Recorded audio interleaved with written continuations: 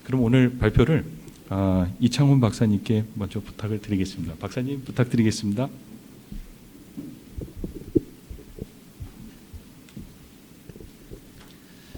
안녕하세요. 방금 소개받은 한국환경연구원의 이창훈입니다. 오늘 뜻깊은 자리에 이렇게 여러분들과 함께 탄소 중립에 대해서 이야기를 나눌 수 있게 돼서 굉장히 기쁘게 생각하고요. 굉장히 어려운 얘기인데 조금 이해하실 수 있도록 한 5가지 질문을 가지고 조금 오늘 설명을 드리도록 하겠습니다. 이제 첫 번째 질문은 그 탄소 중립과 관련해서 지구 온난화를 어느 정도까지 억제를 해야 되는지 여러 가지 질문들이 있는데 여기에 1.5도 또는 2도 이야기가 나오고 있습니다. 그래서 1.5도라는 우리 국제사회의 온난화 억제 목표가 정말 합리적인 목표인지 첫 번째로 조금 따져보고요. 두 번째는 2070년도 아니고 2060년도 아니고 2050년에 우리가 탄소 중립을 하겠다고 하는데 우리나라 제조업 중심의 국가, 그 다음에 에너지 다소비 업체가 많은 우리나라 사정에 비추어서 대한민국에 과도한 건 아닌지 여러 가지 질문들이 있습니다. 여기에 대해서 같이 조금 얘기를 나눠보도록 하겠습니다. 그래서 우리가 2050년 우리만 쏙 빠지고 탄소 중립 안 해도 될까? 하는 질문이 나올 수 있겠고요. 네 번째는 그럼에도 불구하고 우리가 꼭 해야 된다면은 탄소 중립의 모습은 어떤 사회가 우리를 기다리고 있을지 그 모습 우리가 통상적으로 시나리오라고 얘기하는데요. 그러니까 탄소 중립 2050년의 시나리오에 대해서 조금 말씀드리겠습니다. 마지막으로는 오늘 전체적인 주제와 관련이 있는데 그럼 우리가 무엇을 준비를 해야 되는지 무엇을 어떻게 해야 되는지 여기에 대해서 지금 우리가 준비해야 될 것들을 위주로 해서 조금 설명을 드리도록 하겠습니다. 먼저 그 1.5도 또는 탄소 중립이 나오게 되는 것. 탄소 중립이라 하면 여러분들 온실가스를 최대한 배출을 줄이고요. 내뿜어내는 걸 최대한 줄이고 그럼에도 불구하고 내뿜어진 온실가스는 흡수하거나 또는 제거해서 순0, 넷 제로를 만드는 것을 탄소 중립이라고 합니다. 좀 어렵죠. 그 탄소라고 그래서 이산화탄소만 그 순제로로 만드는 게 아니라 모든 이산화탄소를 포함해서 메탄이라든지 아산화질소라든지 이런 여러 가지 온실가스가 있는데 이 온실가스의 총합을 순 배출 제로로 만드는 것을 우리가 탄소 중립이라고 얘기를 합니다. 근데 지금 거의 대부분의 선진국들은 온실가스를 줄여나가고 있고요. 우리나라도 2018년 정도가 아마도 온실가스 최정점 제일 많이 배출하고 있고 그리고 나서 지금 한 2020년까지 약 10% 정도 줄였습니다. 2018년에 대비해서. 그래서 대부분의 선진국들은 온실가스를 줄여나가고 있는데 그래서 언제쯤이면 지금과 같은 정책을 그대로 시행을 해도 21세기 후반기에면 탄소 중립을 이룰 수 있을 겁니다. 근데 2021세기 후반기에 탄소 중립을 이루는 게 아니라 2050년에 탄소 중립을 지금 전 세계가 이야기를 하고 있습니다. 여기 이렇게 된 데에는 IPCC라는 연구 조직의 1.5도 특별 보고서가 굉장히 큰 역할을 하고 있습니다. 2018년에 이 보고서가 발간이 됐고요. 이 보고서가 뒤에 잠깐 조금 더 설명을 드리겠지만 이 보고서가 주는 메시지가 굉장히 중요한 보고서인데 주는 메시지가 두 가지입니다. 하나는 지구 온난화를 억제를 하는데 우리가 지구 온난화로 하면은 보통 통상적으로는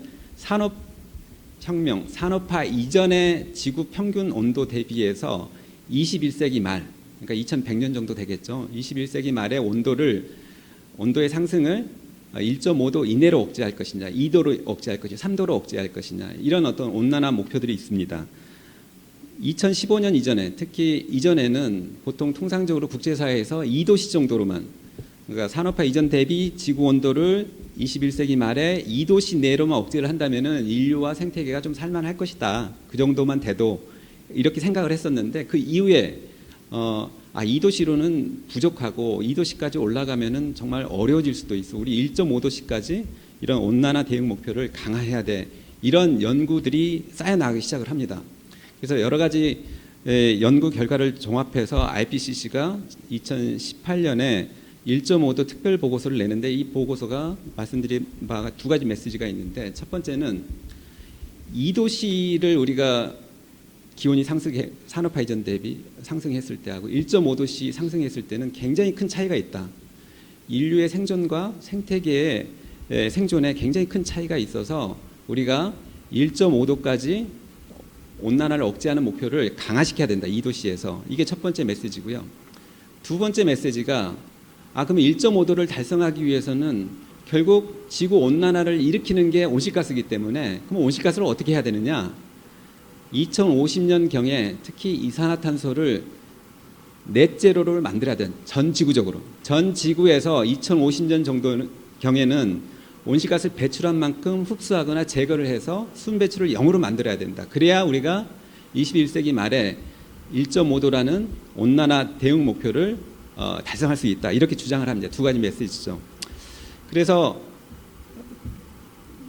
이제 2050년 탄소 중립이 전 세계적으로 2018년 이 보고서가 나온 이후에 전 세계적으로 유행을 하고 모든 국가들에서 대부분의 선진국들에서 2050년 탄소 중립을 선언하게 됩니다. 우리나라도 작년 10월 말에 문재인 대통령께서 탄소 중립을 선언을 했고요. 2050년에.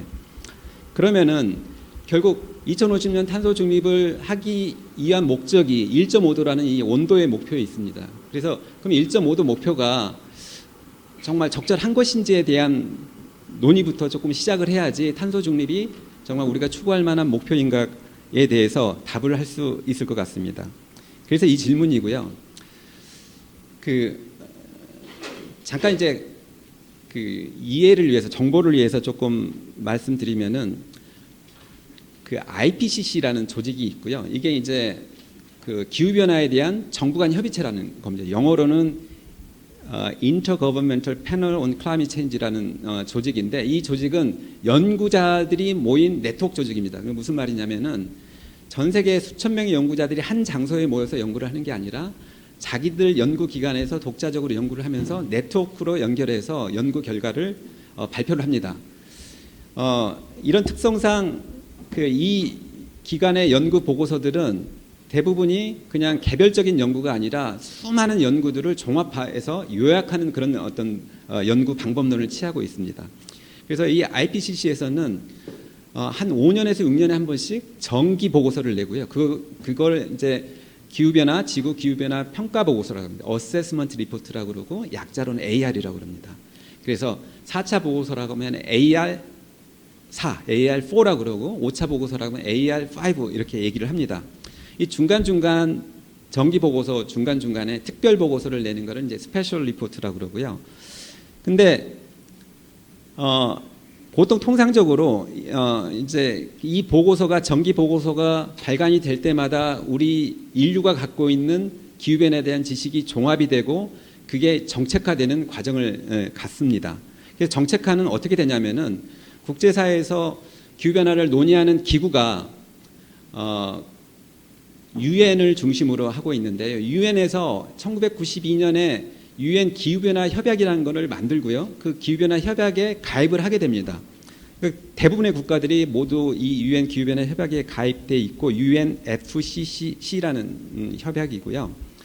이 협약 가입국들은 이거 당사국이라고 그럽니다. 이거를 파티라고 그러는데 이 협약 당사국들은 매년 한 11월, 12월에 모여서 당사국들의 총회를 합니다. 이걸 COP 이제 들어보신 분들도 있을 거예요. Conference of Parties라고 그래서 COP라고 그러고요. 매년 COP를 하는데 2015년에 이제 파리 협정, 그러니까 파리에서 이런 당사국 총회를 합니다. 파리에서 당사국 총회를 하면서 채택한 게 이제 파리 협정이라 들어보신 분도 있을 거예요. 파리 협정, Paris Agreement라는 거를 채택을 하게 되는데 아까 말씀드렸던 유엔 기후변화 협약이 좀 기본법의 성격이 갖고 있다면은 파리 협정은 약간 이 기본법의 정신을 시행하는 시행령적인 성격을 갖고 있습니다. 그래서 파리 협정에 보면은 기후변화 대응 목표 그 이전에는 이 파리 협정 이전에는 대응 목표가 2도씨였습니다. 근데 파리 협정을 통해서 기후변화 대응 목표가 강화되는데 여기에서 재밌는 표현이 됩니다. 2도도 아니고 1도도 아니고 1.5도도 아니고 well below 2 degrees Celsius. 그러니까 2도보다 상당히 아래라는 게 목표로 제시가 돼요. 그리고 장기적으로는 1.5도로 억제하기를 추구해야 된다. 장기적인 목표를 제시를 하고요. 그러니까 well below 2 degrees Celsius는 정확하게 몇 도인지는 아무도 얘기를 하진 않습니다. 명시적으로는. 그러니까 통상적으로 한 1.75도 내지 1.8도라고 생각을 하고 있어요. 그럼 왜 이런 조금 모호한 그 규정이 생겼냐, 목표가 생겼냐? 이게 이 파리 협정을 채택하는 여러 당사국들이 의견이 갈린 거죠. 유럽 국가를 중심으로 야, 우리가 기후변화 연구를 계속 진행을 하다 보니까 2도로 억제해서는 안 될 것 같아. 1.5도까지 우리가 강화해야만이 인류가 정말 지속 가능하고 생존이 가능할 거야. 이렇게 주장을 하고 있고, 미국이나 다른 국가, 우리나라 마찬가지고요. 야, 지금 우리가 잘해야 지금 3도인데 목표만 강화한다고 좋은 게 아니야. 2도라도 우리가 제대로 한번 해보자. 이렇게 주장을 하죠. 그래서 이 당사국총회에서 어떤 결론을 내리냐. 그러니까 파리협정에서는 이렇게 조금 애매모호하게 한 1.75도, 1.8도 되는 그런 규정을 내리고, 당사국총회에서 이 IPCC라는 연구자, 아까 말씀드렸던 기후변화에 대한 전 세계적으로 가장 권위 있는 연구 조직에 이렇게 요청을 합니다. 야, 우리끼리 지금 1.5도하고 2도 갖고 지금 목표 가지고 싸우고 있었는데, 야, 연구를 해서 너희들 연구자들이 과학적으로 한번 밝혀줘. 우리 몇 도를 해야 돼? 1.5도 해야 돼? 2도를 해야 돼? 이렇게 요청을 합니다.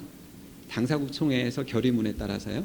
그러니까 IPCC가 오케이, 우리 연구할게. 우리가 연구해서 결과를 알려줄게. 그래서 그 연구한 결과가 아까도 말씀드렸던 1.5도 특별 보고서고요. 이게 2018년 IPCC 송도에서, 우리나라 인천 송도에서 열렸던 10월달 열렸던 총회에서 이 보고서가 발표가 됩니다. 이 아까 보고서 말씀드렸듯이 메시지는 두 가지고요. 2도 해서는 안 돼. 1.5도까지 우리가 강화를 해야 돼. 그리고 1.5도를 하기 위해서는 전 지구적으로 2050년경에 탄소 중립을 달성을 해야 돼. 이 두 가지 메시지죠. 그래서 지금은 국제사회에서 1.5도로 거의 통일됐습니다. 목표가. 그리고 2050 탄소 중립을 해야 된다는 것들을 전부 다 인식을 하고 있고, 선진국들 중심으로 해서 2050년 탄소 중립을 선언을 하고 있고요. 근데 1.5도도 사실 과하다, 더 강화해야 된다는 얘기를 하시는 연구자들도 꽤 많아요. 왜냐하면은 지금 우리가 살고 있는 게 간빙기입니다. 빙하기 사이에 있는 간빙기인데 이게 홀로신이라는 간빙기예요. 근데 우리 직전의 간빙기를 에미안 간빙기라고 그러는데, 이 에미안 간빙기가 산업화 이전 대비, 지금 현재 우리 산업화 이전 대비 한 1도 정도 높았다고 합니다. 평균 기온이.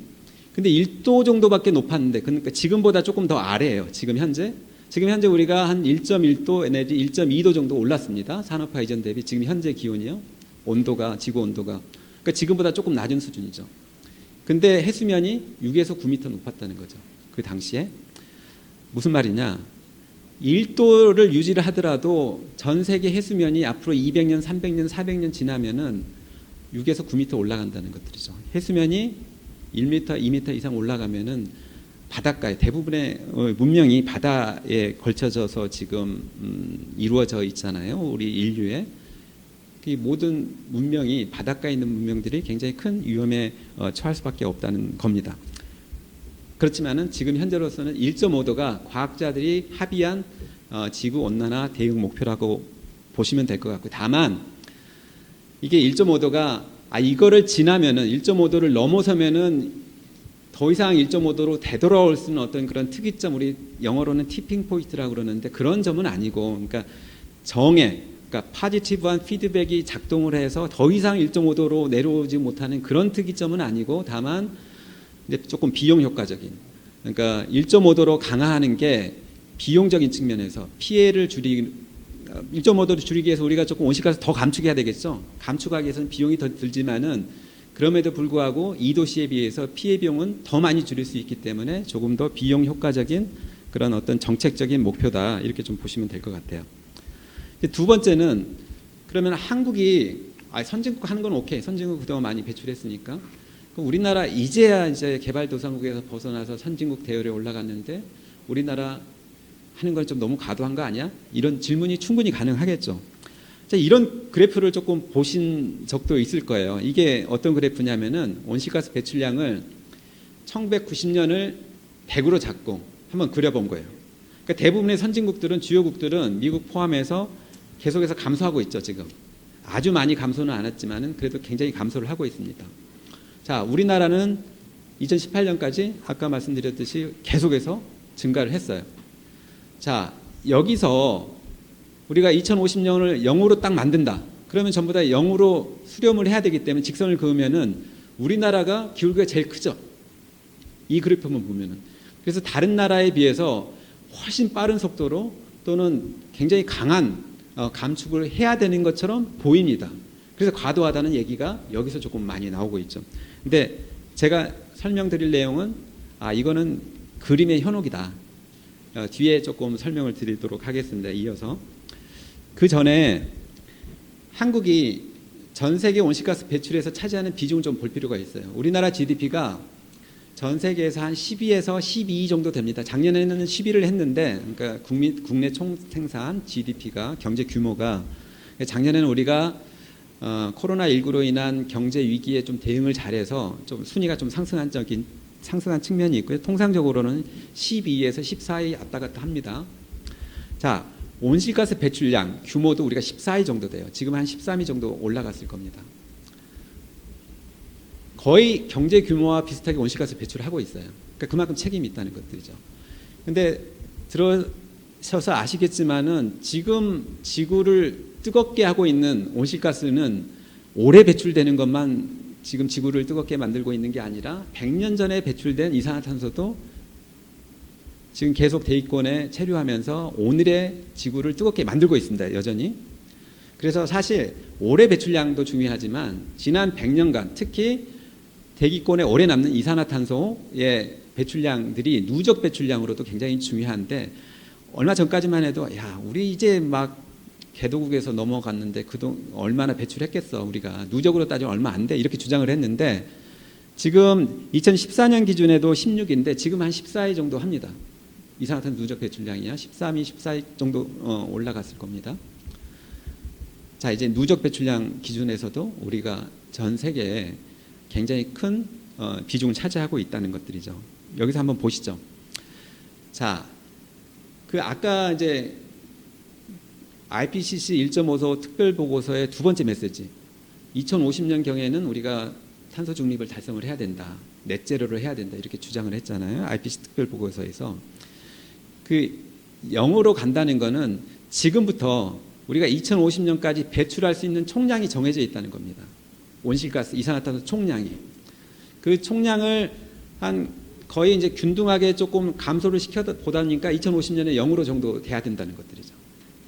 자, 아까 말씀드렸던 내용을 하나 잠깐 이제 기억을 하실지 모르겠지만은 IPCC의 요구는 전 지구적으로 글로벌하게 탄소 중립을 달성하라는 거예요. 달성해야 된다는 거예요. 모든 국가가 다 달성해야 된다는 주장은 아닙니다. 모든 국가가. 그럼 어떤 국가는 더 먼저 달성을 할 수 있고 어떤 국가는 좀 천천히 달성을 해도 되겠죠. 그게 아까 말씀드린 UN 기후변화 협약에 의한 원칙들을 가지고 이런 탄소 예산이라 앞으로 남아있는 배출할 수 있는 이산화탄소 총량 또는 온실가스 총량을 각 국가로 배분할 수 있는데 이 배분하는 원칙이 있습니다. 온실가스 감축을 하는 부담하는 원칙들. 이게 UN 기후변화 협약 3조의 원칙 조항에 나오는데 이게 세 가지 원칙이에요. 첫 번째는 형평성. 모든 국가, 모든 인간은 온실가스 감축에 거의 균등하게 기여를 해야 된다. 첫 번째 원칙. 두 번째는 공통의 그렇지만은 차별화된 책임의 원칙입니다. 이게 아주 유명한 원칙인데요. 그러니까 모든 사람이 어쨌든 공통의 그 온실가스 감축에 대해서 책임을 지지만은 근데 모든 사람이 똑같은 책임은 아니다. 아까 말씀드렸던 지금까지 지구를 온난화시킨데 좀 더 많이 기여한 사람들, 좀 더 많이 기여한 국가들은 조금 더 온실가스 감축에 조금 더 책임이 있다. 이게 역사적인 누적 배출량이죠. 왜냐하면 지금까지 했던 것들이 오래 배출하는 것뿐만이 아니라 아까 지금 100년 전에 배출된 이산화탄소가 아직도 대기 중에 남아서 지구를 지금 뜨겁게 만들고 있기 때문에 누적 배출량 기준이 결국은 이 역사적인 책임의 원칙입니다. 세 번째 원칙은 먹고 살기 힘든데 온실가스 감축에 돈을 낼 수 있겠어요? 가난한 IT 같은 국가에서 아프리카 국가에서 어렵잖아요. 그러니까 이게 역량의 원칙, 그러니까 capabilities라고 하는데 역량의 원칙이 세 번째 원칙으로 제시되고 있습니다. 잘 사는 나라, 잘 사는 사람들이 조금 더 온실가스 감축에 기여를 해야 된다. 이게 역량의 원칙입니다. 자, 그러면 한번 이거를 각 국가에 한번 비교를 해보죠. 자, 주로 선진국들은 지금까지 온실가스 엄청나게 배출을 했잖아요. 그러니까 책임의 원칙에 따라서도 더 많은 노력을 더 빨리 탄소 중립을 달성을 해야 되는 겁니다. 근데 또 재밌게 선진국들은 잘 살잖아요. 그래서 온실가스를 감축할 역량들이 또 충분합니다. 더 많죠.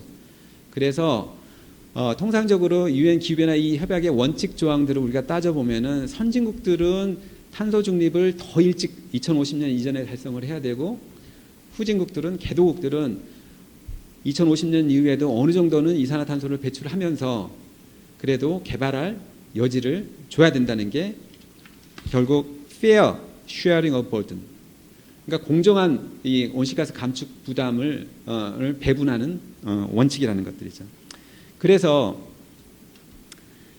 이거 국가별로 좀 보면은 이게 이제 클라이밋 액션 트래커라는 연구자 조직이 있습니다. 이거는 뭐 민간 조직인데 이들의 연구 방법론이 IPCC의 연구 방법론과 동일하고, 이 연구 조직에서 하는 사람들이 IPCC 아까 연구 보고서의 주 저자들입니다. 그러니까 거의 뭐 IPCC 방법론하고 똑같다고 보시면 돼요. 근데 여기서 데이터를 제시하기를 어떻게 제시를 했느냐? 대부분의 선진국들은 2050년에 탄소 중립하면 안 된다. 그러면 글로벌하게 탄소 중립이 안 된다. 1.5도 달성할 수 없다. 2040년 이전에 탄소 중립을 해야 된다. 이렇게 주장을 합니다. 그래야 중국이나 인도 또는 아프리카 개도국들이 2060년, 2070년 정도의 탄소 중립을 하면서 경제 개발을 할 수 있다는 것들이죠. 자, 여기 보면은 우리나라 또 선진국이죠, 사실. 경제 규모 14위에 12에서 14위에 온실가스 배출 14위에 선진국이죠. 우리나라는 전 세계적으로 평가받기로 당연히 선진국이고요. 우리나라도 2040년 이전에 탄소 중립을 해야 된다고 요구를 받고 있습니다. 그래서 실제 지금 아까 말씀드렸듯이 아까 2018년 IPCC 보고서 위에 많은 국가들이 탄소 중립을 선언하고 2050년 탄소 중립을 선언하고 그다음에 2030년 감축 목표 NDC라고 그러는데요. 감축 목표를 상향을 했는데 이것들을 다 종합해봐도 2도씨에 해당하는 목표라는 것들이죠. 1.5도하고는 이 지금까지 나온 탄소 중립 선언, 온실가스 감축 목표 상향 이걸 가지고서는 우리 1.5도 달성할 수 없고, 정말 잘해야 2도 정도로 지구 온난화를 억제할 수 있다, 이렇게 주장을 하는 겁니다. 아까 앞에서 말씀드렸듯이 1.5도 가려면은 더 빠른 시기 내에 탄소 중립을 특히 선진국들은 달성을 해야 됩니다. 자, 이런 배경하에서 아까 그래프를 다시 한번 보시죠. 왼쪽 그래프가 아까 그래프입니다. 자, 여기는 왼쪽하고 오른쪽 그래프를 하는 유일하게 똑같은 데이터인데 기준 연도를 1990년이냐 기준 연도를 2017년이냐 여기만 바꿔봤어요. 자, 왼쪽에는 한국이 빨간색입니다. 한국이 굉장히 강한 감축 의무를 지는 것처럼 보이지만 오른쪽에서는 모든 국가가 거의 동일한 감축 의무를 지는 게 보이잖아요. 그렇게 많지는 않습니다. 그래서 이거는 정말로 기준연도의 마술이라고 제가 해봤는데, 그리고 그림의 현혹이 되겠습니다. 다른 그래프를 똑같은 기관에서 나온 데이터인데 다르게 조금 처리를 하면은, 예를 들어서 온실가스 총배출량 기준으로 따지면은 중국이 제일 속도를 내야 되는 것처럼 보입니다. 0으로 만들어야 되니까 모든 국가들이. 그러면 중국이 제일 세죠. 그 다음에 미국이 제일 셉니다. 그러니까 온실가스 배출량이 많은 국가일수록 더 강한 감축 의무를 갖는 것처럼 속도를 내야 되는 것처럼 보이는 것들이죠. 그러니까 GDP당 온실가스 배출량 또는 1인당 온실가스 배출량 각각의 기준에 따라서 실제 감축 이 그래프로만 봐서는 감축 강도가 다르게 보이는데, 이것들은 단순히 우리가 기준에 따라서 다른 거지 실제 감축 강도는 그렇게 크게 다르지 않다, 이렇게 조금 말씀드리겠습니다. 결론은 2050년 탄소 중립 한국의 목표는 아쉽게도 정말로 강한 우리 의지의 표명에도 불구하고 1.5도라는 전 세계의 목표에는 부합하지 않고, 우리가 그동안 배출하고 있는 그 누적 배출량의 책임의 기준, 그 다음에 선진국으로서의 어떤 역량의 기준에 따르면은 최소한 이 정도는 해야 된다. 그렇게 크게 과도한 건 아니다. 이렇게 조금 설명을 드리겠습니다. 세 번째 질문은 그럼 조금 빠져도 될까? 왜냐하면은 온실가스라는 게 지구 온난화라는 게 어떤 특정 지역에서 발생하는 건 아니잖아요. 미세먼지는 그 미세먼지가 배출되는 특정 지역에서 주로 발생을 합니다. 물론 이제 중국에서도 넘어오지만 사실 중국 미세먼지가 가장 큰 영향을 미치는 거는 중국이잖아요. 그 중에 아주 일부만 우리나라로 넘어오는데 그래도 워낙 중국에서 배출되는 미세먼지 양이 많기 때문에 우리의 영향이 크지만 이런 어떤 미세먼지 같은 것들은 주로 배출되는 국가에서 가장 큰 영향을 미치고 따라서 그런 미세먼지를 줄이는 효과는 가장 그 줄이는 그 지역에서 가장 큰 효과를 볼 수 있습니다. 근데 온실가스는 다르죠. 온실가스는 기상이 순환 전 세계 기상 현상이 순환이 되기 때문에 전 지구적인 영향을 미칩니다. 그러니까 우리가 온실가스를 감축을 하더라도 실제 지구 온난화에 미치는 영향은 굉장히 작은 포션이죠. 다 같이 노력하지 않으면. 그래서 우리 통상적으로 이게 무임승차 또는 프리 라이딩이라고 얘기를 하잖아요. 우리 뭐 선진국들하고 우리 조금 빠져도 되지 않을까? 국제적으로 무슨 강제를 하지 않지 않을까? 이런 어떤 기대를 또 할 수 있을 것 같은데, 근데 이미 이거는 그 2021년 올해 4월 기준입니다. 지금은 조금 더 증가를 했지만은 전 세계 GDP 기준에서 70% 이상의 국가들 GDP를 그 다음에 전 세계 배출량의 70% 이상을 차지하는 국가들이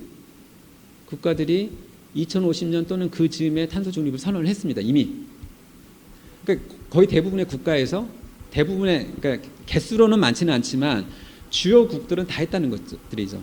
자, 중국은 2060년에 탄소 중립을 선언을 했습니다. 아까 기준에 보면 중국은 누적 배출량 책임의 원칙과 그다음에 역량의 원칙이 선진국에 비해서 작기 때문에 2060년 탄소 중립이 선진국들의 2050년 탄소 중립보다 훨씬 강하다고, 훨씬 도전적인 목표라고 인정을 받습니다.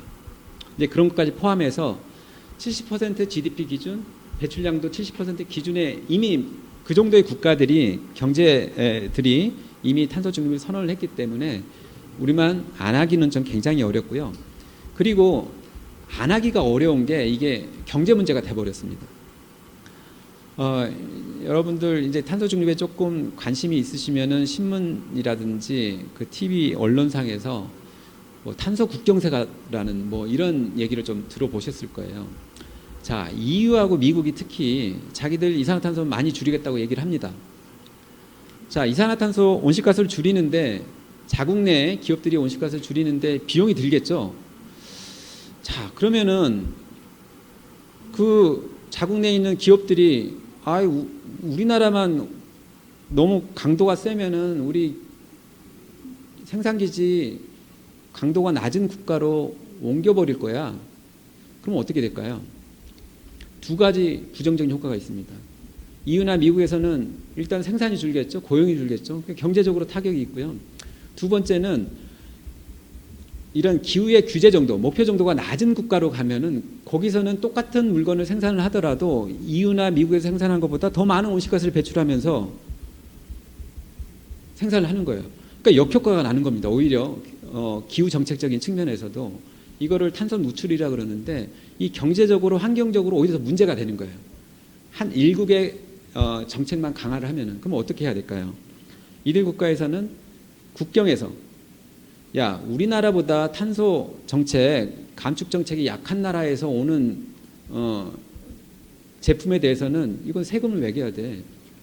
이 경쟁을 붙여야지. 우리 하면은 경제적으로도 환경적으로도 안 좋은 정책을 우리가 할 수는 없잖아. 그래서 국경에서 탄소세를 부과를 하겠다는 거죠. 물론 탄소세 형태일 수도 있고 다른 형태일 수도 있는데 이게 지금 EU에서 하겠다는 거고 2023년부터 시범으로 시행을 하고 2026년부터는 실제로 시행을 하겠다는 겁니다. 미국도 하겠다고 그러고요. 미국 바이든 대통령의 선거 공약에 나와 있습니다. 탄소 국경 조정 조치를 시행을 하겠다. 이들 국가에서 하면은 우리나라에서 그러면 이산화탄소 많이 배출하고 하는 제품을 생산해서 이들 국가에 수출하면서 거기에다가 EU 정부나 독일 정부나 프랑스 정부에다가 돈을 갖다 바칠 것인지, 아니면 우리나라에서 온실가스를 감축하면서 우리나라에서 생산을 하고 뭐 세금을 내더라도 우리나라에 내게 할 것인지, 우리나라에 내게 하는 게 훨씬 국가 경제적으로도 이익이 되겠죠. 그리고 경쟁력을 살릴 수 있는 거고요. 그래서 이제 국제 주요국들의 이제 기후 정책들이 이런 규제적인 정책을 함에 따라서 우리나라만 빠져서 탄소 중립, 온실가스 감축 정책을 이제 안 하겠다고 할 수 없는 이제 상황에 있고요. 또 하나는 더 큰 문제는 전 세계가 사실은 이제 서플라이 체인, 공급망으로 전부 다 모든 기업들이 연결이 돼 있습니다. 예를 들어서 애플을 한번 보시죠. 애플 아이폰에 보면은 애플은 사실 자체 공장이 없지 않습니까? 모든 국가에서 제일 좋은 부품들을 사다가 제일 싼 인건비가 있는 중국이나 이쪽에서 조립을 해서 제품을 만들잖아요. 그 부품들이 다 주요 부품들 우리나라에서 전부 다 제공을 합니다. 근데 애플이 어떻게 얘기를 하냐? 애플은 이미 본사에서는 2018년에 전 모든 본사에서 쓰는 에너지, 본사에서 쓰니까 전기밖에 없기는 하지만은 모든 전기 에너지의 100%를 재생에너지로 조달을 했습니다. 이거 무슨 말이냐면 본사 영업하면서 이산화탄소 배출 하나도 안 했다는 것들이죠. 근데 작년 7월 달에 애플에서 이렇게 선언합니다. 우리만 해서는 안 될 것 같아. 자, 우리가 2030년까지 우리의 공급망을, 서플라이 체인을 모두 탈탄소화 시키겠어. 무슨 말이냐? 애플에 부품을 공급하려면은 이산화탄소를 배출하면서 생산하는 제품은 공급을 못 하는 겁니다. 우리나라에서 지금 뭐 삼성에서 반도체, 그 다음에 그 디스플레이, 또 LG 화학에서 그 배터리 같은 것들을 다 납품을 하고 있는데 우리나라에서 충분한 재생에너지를 공급하지 못하고 우리나라에서 충분하게 이산화탄소를 감축하지 않으면은 이들 제품들은 애플에 납품할 수 없고, 그러면 삼성하고 LG가 어떤 선택을 할까요? 공장을 이전할 수도 있고요. 아니면 공장은 이전하기 조금 부담되면은 외국에 있는 공장에서 더 많은 생산량을 갖게 할 겁니다. 결국 우리나라에서 탈탄소화 정책이 제대로 시행이 안 되면은 경제적으로도 굉장히 큰 문제가, 타격이 있을 수밖에 없게 되겠죠. 우리나라만 아니라 일본에서도 소니가 너희들, 일본 정부한테 이렇게 경고합니다. 너희들 정말 재생에너지 정책 이렇게 엉망으로 해서 재생에너지 확산 빨리 못하면은 우리 공장 바깥으로 이전할 수밖에 없어, 이렇게 경고를 합니다. 이게 작년에 파이낸셜 타임스에 실린 내용이고요. 그래서 지금 이런 탄소 중립의 시대, 전 세계가 움직이는 탄소 중립의 시대에 온실가스 감축은 더 이상 이제 환경 이슈, 환경 담당자들만 고민하는 그런 그 기업의 환경 담당자들, 관리자들만 고민하는 문제가 아니라 정말 최고 경영진이 고민해야 되는 그런 어떤 기업의 생존과 경쟁력을 좌우하는 어떤 그런 경영 전략적인 이슈로 이제 탈바꿈했다고 생각을 합니다. 그래서 하루빨리 기업의 구조 전환을 통해서 이산화탄소를 적게 배출하면서 제품을 생산할 수 있는 어떤 그런 경쟁력을 갖게 되는, 이거를 이제 녹색 경쟁력이라고 또는 탄소 경쟁력이라고 얘기를 할 수 있겠죠. 하게 되는 순간 이게 새로운 경쟁력, 그러니까 세계 시장에서 우리나라 기업들이 경쟁 우위를 차지했으니, 기존에 경쟁 우위라는 거는 경쟁 요소는 사실은 품질하고 근데 가격하고 또는 브랜드 밸류 같은 거 뭐 이런 것들이었다면은 지금은 이제 이런 녹색 경쟁력이, 탄소 경쟁력이 새로운 경쟁 요소로 도입을 된다는 것들이죠. 그래서 안 한다고 해서 될 수 있는 게 아니라 빨리 하는 게 오히려 우리나라 경제에도 도움이 될 것이다, 이렇게 얘기를 하겠습니다. 자, 그러면은 탄소 중립 하는데 정의상 이 이산화탄소를 최대한 또는 온실가스를 최대한 많이 줄이고 그래도 남는 온실가스는 산림이 흡수하거나 또는 우리 얘기하는 뭐 탄소 포집 기술 또는 탄소 포집 및 이용 기술, 저장 기술, 이런 기술을 통해서 제거하는, 해서 순배출을 0으로 만드는 게 이제 탄소 중립인데, 그러면은 이게 실제 사회에서는 어떤 기술적으로는 어떤 모습을 가지고 2050년에 이런 탄소 중립을 넷제로를 달성할 수 있을 것인가, 이거를 고민을 해보는 게 시나리오고요. 탄소중립위원회에서 올해 8월 초에 8월 5일 날 탄소중립 시나리오 초안을 발표를 했고요. 우리나라 3개 안을 발표를 했습니다. 여러 가지 이제 의견 수렴의 결과 아마 다음 주 초에 최종안으로 2개 안을, 복수안을 이제 제시를 하려고 합니다. 근데 시나리오는 목표하고는 틀려요. 우리 2050년 얘기를 하고 있는데 2050년이 어떻게 될지를 알고 어떤 구체적인 타겟, 목표를 정할 수 있겠습니까? 목표는 하나입니다. 탄소 중립. 근데 구체적으로 어떤 기술을 얼만큼 채택하는가, 이거는 미래 기술의 향방에 따라서, 기술 개발의 향방에 따라서 달라지는 거기 때문에 이것들은 우리가 이렇게 가정할 때는 이런 시나리오가 가능하고, 이런 조건에서는 이런 시나리오가 가능하고, 또는 이런 철학에서는 이런 시나리오가 가능해요. 이게 그림이라는 것들이죠. 그러니까 시나리오라는 거는 어떤 그 목표가 아니라 일종의 미래상 이제 그림이라고 조금 생각을 해주시면 될 것 같고요. 이런 그림은 우선적으로는 이런 겁니다. 첫 번째는 탄소 중립은, 이산화탄소 온실가스는 우리나라 같은 경우, 또 외국도 마찬가지지만은 우리나라 전체 온실가스 배출량의 한 87% 정도가 에너지를 사용하면서, 이때 에너지라 하면 화석연료를 사용하면서 LNG라든지 천연가스라든지 석탄이라든지 석유라든지 이런 화석연료를 사용하면서 화석연료를 태울 때 나오는 이산화탄소, 화석연료에는 카본, 탄소가 포함되어 있는데 이 카본하고 공기 중에 있는 산소가 만나면서 이산화탄소가 되는 것들이죠. 그래서 이렇게 나오는 이산화탄소가 87%입니다. 그래서 탄소 중립을 하기 위해서는 에너지 전환을 안 하면 안 돼요. 에너지 전환 없이는 탄소 중립은 불가능합니다. 87%를 0으로 만들어야 되는데, 그래서 기본적으로는 에너지 전환을 하고 그리고 나서 흡수원을 높이는 또는 제거하는 방식이 되겠죠. 그래서 에너지 전환은 지금 다행히 문재인 정부에서 에너지 전환을, 물론 제 판단은 좀 속도감이 좀 너무 늦긴 하지만 에너지 전환을 이제 시작을 했죠. 그래서 에너지 전환이라 하면 크게는 2가지입니다. 하나는 불필요한 에너지를 최대한 줄이는 거예요. 수요를 줄이는 겁니다. 수요 감축. 그리고 나서 줄인 수요는 뭐로 만들냐? 이산화탄소, 온실가스를 배출하지 않는 에너지로 이런 수요를 충당하는 것들이 에너지 전환입니다. 그러니까 하나는 수요를 줄이고, 하나는 공급 믹스, 공급 구성을 바꿔주는 것, 이게 에너지 전환이고요. 그래도 남는 것들은 결국 흡수하거나 제거하는 방식으로 온실가스를 줄이는 게 탄소 중립이 되겠죠. 그래서 첫 번째, 이게 큰 틀에서 보면은 에너지를 전략하고 효율화하는 겁니다.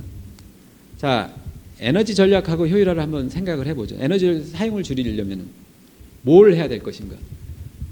우리가 자동차를 타면서 휘발유를 소비를 하는데, 그러면 휘발유 소비를 줄이기 위해서 뭘 해야 되냐면은, 첫 번째는 연비가 좋은 자동차를 사면은 되겠죠. 연비가 좋은 자동차를 운행을 하면은 휘발유 사용량이 줄어들겠죠. 근데 또 하나 방법은 있어요. 똑같은 연비를 쓰는 자동차라도 내가 덜 타면 돼요. 그러니까 주행거리를 줄이면 됩니다. 결국은 에너지 사용을 줄이는 방법은 이런 주행거리, 그러니까 우리가 통상적으로 액티비티, 이런 활동을 줄이고, 그리고 효율을 개선하는 이 2가지 방법을 통해서 우리가 에너지를 줄일 수가 있습니다. 이건 정책들이죠. 그래서 활동을 줄이는 정책들, 에너지 효율 개선을 강제하는 정책들 또는 지원하는 정책들이 결국 에너지 수요를 줄이고 이산화탄소를 배출을 줄이는 이제 정책들이 되겠습니다. 뒤에 조금 더 말씀드리겠습니다. 또 하나는 아까 말씀드렸듯이 공급의 구성을 바꾸는 것들이죠. 그러니까 온실가스를 배출하지, 이산화탄소를 배출하지 않는 에너지를 사용하는 것, 위주로 사용하는 것. 주로 재생에너지, 우리가 잘 아는 태양광, 풍력이잖아요. 근데 태양광과 풍력은 전기를 생산을 합니다. 그러니까 우리가 통상적으로 사용하는 에너지의 최종적인 형태를 보면은 냉난방 같이 열을 최종적으로 이용을 하든가, 아니면 수송용 연료, 우리를 해주는 그런 수송용 연료 움직이게끔 해주는 거, 또는 전기 형태들이 이런데, 결국은 우리가 태양광과 풍력을 위주로 해서 지금 재생에너지를 생산을 하고 공급을 해야 되기 때문에 미래에는 이산화탄소를 없애려면은 결국 수요도 이런 전기화가 필요합니다. 그러니까 과거에 냉난방 하기 위해서 지역난방 가스를 이용한다든지 도시가스를 이용한다든지 지금 해왔다. 그다음 취사를 하기 위해서 우리 음식을 만들기 위해서 도시가스를 이용했다면 앞으로는 태양광과 풍력을 통해서 만든 전기를 가지고 취사를 하고 냉난방을 하게 되는 겁니다. 전기차를 이용하는 이유도 다른 이유가 있고요. 그래서 전기화가 급속하게 진행이 됩니다. 그래서 대부분의 우리나라뿐만이 아니라 모든 국가들 또는 국제기구의 시나리오 보면은 전기 생산량은 2배 이상 증가를 하게 됩니다. 우리나라 시나리오에서 그렇고요. 그래서 전기화, 그다음에 이를 통한 또는 그 재생에너지 보급, 이게 굉장히 중요한 그 에너지 전환의 어떤 큰 틀이고요.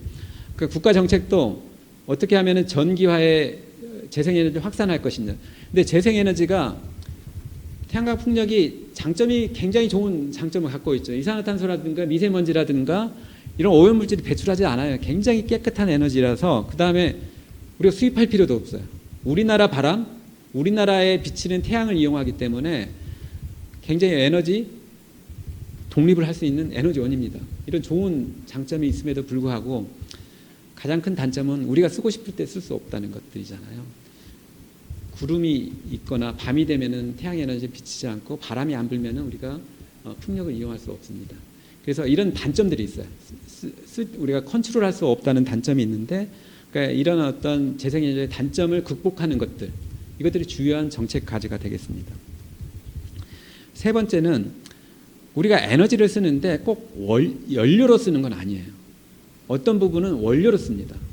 그러니까 하나만 조금 말씀드리면은 지금 포스코라든지 현대제철에서 철을 만드는데요. 철을 만드는데 석탄을 무지무지하게 많이 씁니다. 그러니까 포스코에서 석탄을 가지고 석탄에서 배출되는 사용되는 석탄에서 배출량이 거의 한 7천만 톤 가까이 됩니다. 7천만 톤. 전체 현대제철까지 합하면은 석탄을 사용해서 배출되는 게 한 1억 톤 정도 되는데, 근데 문제는 이 석탄이 철을 녹이기 위해서, 그러니까 열을 이용하기 위해서 쓰는 것도 있지만 그 이상으로는 철광석에서 이제 철을 추출을 해야 되는데, 철광석이 어떻게 돼 있냐면은 그게 공기 중에 노출되어 있기 때문에 산화철, 그러니까 철에 산소가 붙어 있어요. 그래서 산소를 떼주는 역할을 하기 위해서 석탄을 또 집어넣기도 합니다. 우리가 이제 화학 수업을 받으신 분은 아시겠지만 환원이라고 그러는데, 산소를 제거하는 것들을 환원이라고 그러는데, 산화철에 있는 산소를 제거하는 방식으로 석탄에 있는 C를 활용을 하는 것들이죠. 그래서 철광석에 있는 산소 O하고 석탄에 있는 C가 만나서 CO2로 나오면서 철광석에 있는 O가 사라집니다. 산소가 사라집니다. 이런 환원제로 사용을 하거든요. 그러니까 이런 경우는 재생에너지를 가지고서는 이 O를 제거를 할 수가 없어요. 태양광 풍력 전기로는 제거를 할 수가 없습니다. 다른 방식이 필요합니다. 그러니까 원료 대체 부분인데, 그러니까 지금 고민하고 있고 기술 개발을 하고 있는 게, 우리가 산소하고 또 결합하는 것들이, 쉽게 결합하는 것들이 우리가 잘 알고 있는 물질이 물이잖아요. 물은 H2O. 그러니까 탄소를 넣지 말고 철광석에 수소를 가지고 반응을 시키면은 물이 나오는 형태가 됩니다.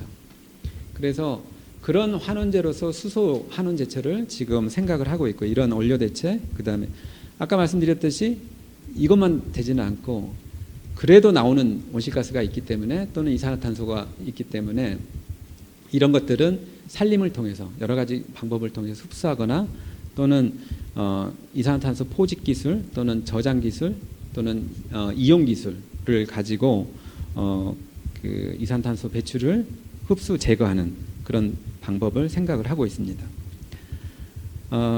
그래서 이제 이걸 IEA는 국제 에너지 기구고요.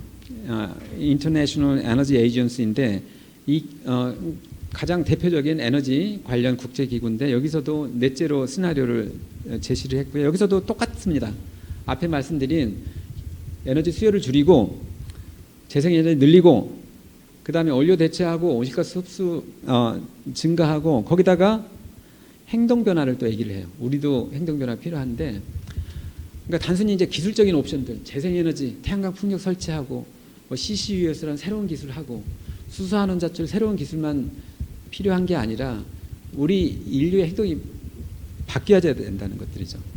그러니까 우리가 조금 더 온도에 그러니까 우리 자주 하는 얘기가 에어컨 온도 설정을 조금 제대로 하자. 1, 2도만 제대로 하더라도 전기 사용량을 많이 줄일 수 있다. 이게 행동 변화인 것들이죠. 또 여러분 이제 메탄이 굉장히 소고기에서 많이 나잖아요. 소를 사육하는 과정 중에서 소가 대세김하는 과정 중에서 나오고 소가 하는 축산 분뇨에서도 굉장히 많은 메탄이 나오고 그렇습니다.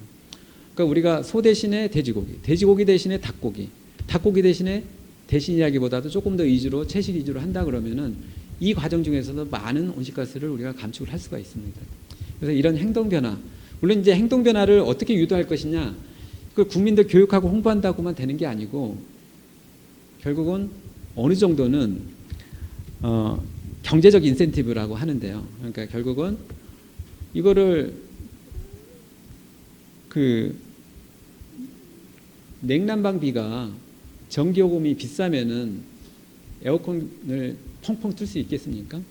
그러니까 이런 어떤 전기요금 정상화라든지 이런 걸 통해서도 우리가 행동 변화를 유도하는 그런 정책들이 조금 필요한 것들이죠. 자, 그럼 탄소 중립 초안은 이제 세 개안이 제시됐는데 이 부분은 아까 말씀드렸던 그런 전체적인 큰 틀 내용들을 각각 부문별로 조금 마련을 했다고 좀 보시면 될 것 같아요. 예를 들어서 전환 부분은 재생에너지 많이 늘리고요. 대부분은 재생에너지 갖고 있고 뭐 화석연료, 석탄 발전 줄이고 이런 부분들. 산업 부분도 아까 말씀드렸던 에너지 다소비 업체의 혁신 기술들 도입하는 부분들 이런 부분들은 각각 하나하나가 조금 굉장히 큰 설명을 드리려면 또 1시간 좀 필요하기 때문에 이거는 좀 자료로 좀 대체를 하도록 하겠습니다. 자, 그러면은 정부가 지금 무엇을 해야 되느냐, 이게 결국 전략적인 것들이고 지금은 이것들을 좀 더 구체화하기 위해서 각 부처가 지금 작업을 하고 있습니다. 그러니까 시나리오에 맞춰서 각 부처에서 앞으로 해야 될 일들 어떻게 할 것인가, 이런 것들을 지금 부문별 탄소 중립 전략을 지금 마련을 하고 있고요. 그 대강적인 방향을 좀 설명드리면서 오늘 제 강의를 좀 마치도록 하겠습니다. 첫 번째는 탄소 중립이라는 게 굉장히 큰 일이기 때문에 결국 이런 준비를 잘 해야 되겠죠. 지금 우리가 30년을 설계를 해야 됩니다. 앞으로 무엇을 할 것인가. 그러니까 결국은 아까 말씀드렸는데 시나리오 개발을 조금 완료를 해서 미래상을 좀 보여주고 이런 미래 방향성을 좀 제시를 하는 것들이 좀 필요할 것 같고요. 2030년 온실가스 감축 목표도 이제 곧 상향되는 것들을 조금 초안을 발표를 했고 이제 상향이 될 것 같고요. 특히 아까 이제 온실가스 말하면서 이게 단순히 우리나라에서만 줄여서 되는 문제가 아니라 전 세계에서 같이 줄여야 되는 문제이기 때문에 국제사회의 협력을 어떻게 할 것이냐도 특히 굉장히 그 영으로 만들기 위해서는 우리가 굉장히 돈이 많이 들어요. 그러니까 우리나라만 하면은 굉장히 돈이 더 많이 들겠지만은 전 세계가 같이 하면은 그 돈을 나눠서 쓸 수 있겠죠. 기술 개발을 할 때. 그래서 그런 부분들이 하는 것들이 굉장히 중요하고요. 그 다음에 수요를 아까 줄이는 부분에 있어서는 두 가지 정책이 다 필요해요. 하나는 정부가 할 수 있는 정책이 크게 세 가지입니다. 하나는 하지 마 이렇게 규제하는 정책들이 있고요. 또 하나는 지원하는 정책들이 있습니다. 보조금 준다든지 그러니까 돈을 지원을 해주는 지원 정책들이 있고, 세 번째는 약간 소프트한 정책인데 교육하고 홍보하고 정보를 제공하는 이런 소프트한 정책들이 있는데 이런 모든 정책들을 망라를 해야 돼요. 지원만 해서는 안 됩니다. 돈이 어디 있어요? 다 정부 국민들의 세금인데 결국 적절한 규제와 적절한 지원을 통해서 이런 수요를 줄이는 것들이 좀 필요할 것 같습니다. 예를 들어서 전기차 한번 말씀드리면은 전기차 지금 보조금 중앙정부에서 한 800만 원씩 주고요. 그 다음에 지방정부에서 한 400~500씩 줘서 한 1,200만 원 주는 겁니다. 이 돈이 그냥 개인 돈이면 괜찮은데 국민 세금에서 다 나가는 돈들이잖아요. 이걸 무한정 줄 수는 없는 겁니다. 사실 이것들을 정확히 하자면은 이 가격을 더 내고 전기차 소비자들이 사야 되는 것들이죠. 그리고 그거를 기업에서 자동차 기업에서 팔아야 되는 문제입니다. 그렇기 때문에 이 지원 정책은 일시적으로 우리가 해야 되고 앞으로 다른 정책, 다른 규제적인 정책, 예를 들어서 지금 우리가 갖고 있는 정책 중에 하나가 자동차 판매사들, 수입사들, 수입하고 제작하는 해서 일정 규모 이상을 판매하는 판매사들에게 너희들이 판매하는 자동차 평균 연비 또는 평균 온실가스 배출량이 어느 정도 이상이 되어서는 안 돼. 지금은 한 97 정도 되는데 97 이상 되어서는 안 돼. 이렇게 규제하는 정책이 있습니다. 근데 이제 그거를 이행하는 과정이 조금 약간 느슨하게 우리가 제공을 하고 있는데 이것들을 강화를 하면은 결국은 온실가스를 전혀 배출하지 않는 일단 전기차 위주로 갈 수밖에 없는 것들이죠. 현대에서 이 기준을 만족하기 위해서는 전기차 비중을 10% 20% 만족을 해야 됩니다. 그럼 어떻게 해야 되나요? 전기차를 싸게 만들어서 싼 값에 또는 어떻게 보면은 원가 이하에도 판매를 해야 되는 경우도 발생을 합니다. 이 규제를 만족하기 위해서는. 그래서 보조금 정책과 이런 규제 정책을 혼합해서 좀 같이 가야 되고요. 다른 부분도 있지만은 결국 온실가스 배출이 여러 가지 피해를 야기하기 때문에 이런 피해에 대해서 이것들이 비용화하는 과정들, 이것들을 가격에 반영하는 정책들, 이거를 카본 프라이싱, 탄소 가격 부과제도라고 하는데, 탄소 비용 부과제도라고 하는데 이런 것들을 좀 더 강화를 해야 될 것 같습니다. 그리고 탄소 중립 에너지라는 얘기를 하면은 저는 재생에너지 재생이라고 얘기를 합니다. 왜냐하면은 결국 아까 말씀드렸듯이 전기화가 필요하고요. 그러니까 전기 생산 부분에서는 7, 80%를 재생에너지가 담당을 해줘야 됩니다. 태양광 풍력이 담당을 해줘야 돼요. 근데 재생에너지가 좋기만 한 게 아니라 아까 말씀드렸듯이 나쁜 점도 있잖아요. 우리가 컨트롤할 수 없는 에너지입니다. 그러니까 자연적이라는 게 굉장히 좋잖아요. 자연적, 아주 자연스럽게. 그렇지만 다른 한편으로는 인위적이 아니기 때문에 컨트롤하기가, 우리가 통제하기가 굉장히 어렵다는 그런 점들이 있죠. 태양광 풍력 같은 자연에너지 이런 걸 컨트롤하기 위해서 여러 가지 기술들, 그 다음에 근데 기술만 가지고는 안 되고 시장도 바뀌어야 되고 전력 산업도 바뀌어야 됩니다. 그래서 정말로 이 전력 부분이 우리가 독점되어 있기 때문에, 판매 시장이 독점되어 있기 때문에 굉장히 후진적인 제도를 우리가 갖고 있거든요. 지금 여러 가지 다른 시장 운영을 보면은 다른 국가들의, 다른 영역에 비해서 굉장히 그 후진적인 그런 요소들이 많은데, 이 부분들을 빨리 혁신하지 않고서는 재생에너지가 많이 들어올 수도 없고, 많이 들어와도 그것들을 수용을 못 합니다. 그러니까 제주도에서 지금 재생에너지가 16%밖에 안 되는데 재생에너지를 커트를 해요. 전력망이 붕괴될 수 있기 때문에. 그 이유가 우리가 정말 후진적인 전력 시장을 갖고 있고 운영 시스템을 갖고 있어서 그럽니다. 이걸 빨리 업그레이드 하지 않으면은 우리 재생에너지 확대를 못 하는 것들이죠. 우리 지금 60%, 70%씩 가야 되는데 지금 현재 16%, 17%에서 이런 문제를 엮고 있기 때문에 이 문제를 빨리 해결을 해야 될 겁니다. 그 다음에 나온 것들이 아까 같은 얘기인데, 원료 대체하는 에너지 다소비 업종들. 우리 철강, 석유화학, 시멘트, 이게 세 가지가 에너지 다소비고 탄소 다배출 산업인 세 개 업종입니다. 이 세 개 업종이 우리나라 전체 온실가스 배출량의 30%를 차지해요. 한 2억 톤 이상입니다. 우리나라 온실가스 배출량이 작년 같은 경우 6억 5천만 톤, 재작년 같은 경우는 한 7억 톤 정도 됐는데 한 30%를 우리가 차지하고 있는 것들이죠. 그러니까 발전 부분이 또 한 35%를 차지하고 있고요. 그래서 사실은 발전 부분, 그리고 이 세 가지 업종만 하더라도 우리나라 전체 배출량의 3분의 2입니다. 그래서 이 4개 업종, 발전 업종까지 포함해서 이 부분들을 어떻게 탈탄소화하느냐가 결국 탄소의 관건이고, 근데 다만 이 부분들은 원료로 사용하는 부분들이기 때문에 장기적인 기술 개발 전략들이 좀 필요한 것 같습니다. 그 다음에 기술뿐만이 아니라 아까 순환경제적인 것들. 그러니까 순환경제가 자원순환 관점에서 옛날에 우리 폐기물, 기존에는 탄소 중립이라는 어떤 화두가 떠오르기 전에도 그때도 이제 자원순환 우리가 많이 얘기를 많이 했는데, 그때는 어떤 측면이었냐면 온실가스 감축이라는 측면에서도 매립이나 소각되는 거, 매립할 때 매립하면은 쓰레기를 매립하면은 거기에 이제 메탄가스들이 매립지에서 나오고요. 소각을 하면은 거기에 이산화탄소들이 많이 나옵니다. 그래서 우리가 폐기물을 온실가스로 연기를 시킬 때는 매립하고 소각되는 양을 줄여가지고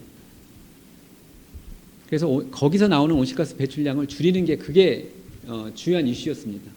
근데 탄소 중립은 그걸로만 안 되는 거예요. 아까 탄소 중립하기 위해서는 순환 경제가 조금 더 적극적인 관점이 필요하다는 게 아까 말씀드린 철강, 석유화학, 시멘트 이게 전부 다 소재 산업이에요.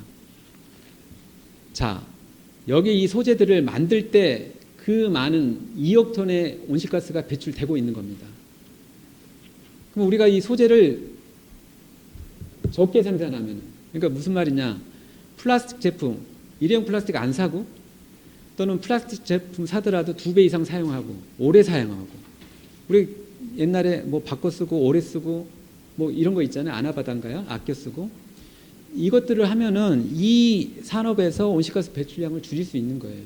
그러니까 이 순환 경제가 단순하게 폐기물을 새로운 생산의 원료로 쓰는 관점이 아니라 자원 순환의 속도를 줄여주고 순환되는 양을 줄여줘서 우리가 정말 온실가스 배출하기 어려운 업종의 온실가스 배출을 돕는 그런 관점들이 있고요. 여기서 식단 변화 또 자연 기반 해법. 마지막으로 이제 포용적 전환이라고 해서 또는 공정 전환, 정의로운 전환이라고 하는데 이게 결국은 모든 과정이 이렇게 큰 변화를 일으키는 과정이 스무스할 수는 없잖아요. 결국은 굉장히 어려운 과정이에요. 갈등이 굉장히 많고요. 특히 석탄 발전소 전부 다 폐쇄를 해야 됩니다. 자동차 산업도 내연기관은 없어져야 돼요. 그러니까 결국은 여기에 있는 지역사회 문제, 노동자들 문제, 기업의 문제 이런 문제들이 결국 이들을 전부 다 안고 그러니까 미국 해병대 이런 말들이 있다고 그러잖아요. 누구도 우리 전장에서 우리 전우를 뒤에 놓고 오지 않는다. No one left behind. 그러니까 누구도 놔두고 오지 않는다.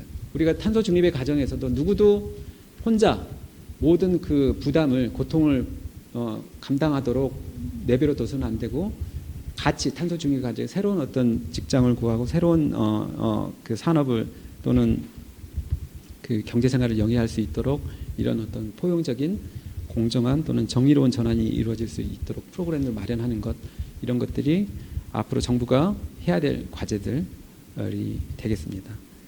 네, 오늘 강의는 좀 시간이 길어졌는데 이걸로 마치도록 하겠습니다. 감사합니다. 이창훈 선임연구위원님 강의를 들었습니다.